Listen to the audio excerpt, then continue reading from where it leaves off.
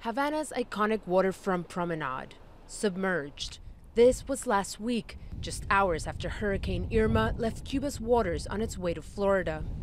When the storm waters did recede, it took much with it, including most of MERY SALCEDO's belongings. Even her bathroom sink and her front door were not spared. For the last 4 decades, she's lived along Havana's coastal road. It has a view, but it's also exposed to the extremes of weather. My children grew up here, so did my grandchildren. The sea had come in before, but it hadn't affected us like this. It would come in and leave, but this time it was too strong. It was too much. About 60% of Cubans live near the country's coastline. Authorities fear hurricanes like Irma will become more frequent and leave lasting damage. Statistics show that around 27 coastal communities here in Cuba will disappear by 2050. Over the next 30 to 40 years, those communities are looking at an over 20-centimeter rise in sea level. They will be flooded. The Cuban government has made dealing with the impact of climate change a national priority.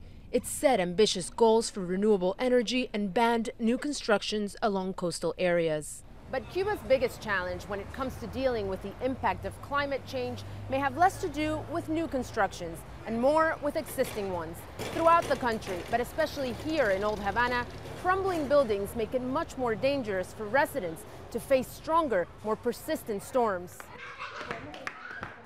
In the eyes of at least one expert, the key for Cuba is an adaptation.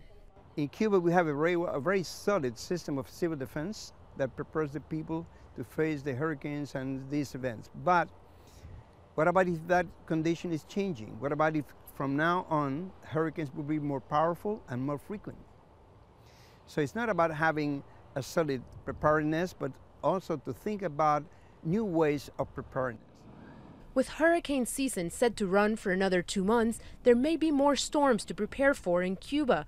On this, what its government sees as a front line in the battle against the effects of climate change.